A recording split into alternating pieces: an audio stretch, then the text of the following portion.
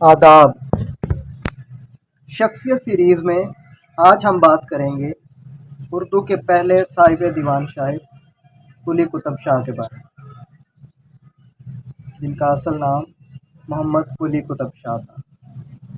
ولادت گولکنڈہ میں ہوئی۔ شہنشاہ اکبر ان کے ہم عصر تھے۔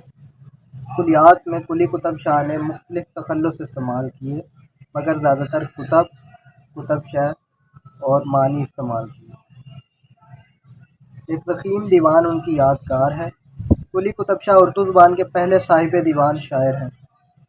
پہلے یہ صحرا عدم تحقیق کی وجہ سے ولی دکنی کے سر تھا۔ قدیم زبان اور متروک الفاظ کی بنا پر ان کا کلام ایک عام قاری نہیں سمجھ سکتا۔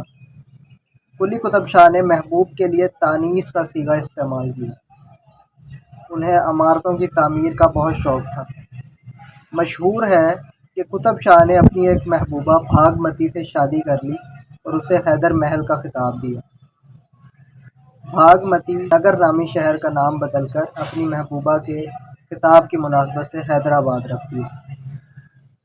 کثرت شراب نوشی کی وجہ سے صرف 46 برس کی عمر میں 1611 عیسوی میں قلی قطب شاہ کا انتقال ہو گیا۔ قلی قطب شاہ کے منتخب اشعار ملاحظہ کیجیے۔ پیا باج پیالہ پیا جائے نا، پیا باج یک پل جیا جائے نا، کہے تھے پیا بن صبوری کروں، کہیا جائے اماں کیا جائے نا۔ قطب شاہ نہ دے منج دیوانے کو پند، دیوانے کو کچھ پند دیا جائے نا۔ میں نہ جانوں کعبہ و بت خانہ و میں خانے کوں، دیکھتا ہوں ہر کہاں دستہ ہے تجھ مکھ کا صفا۔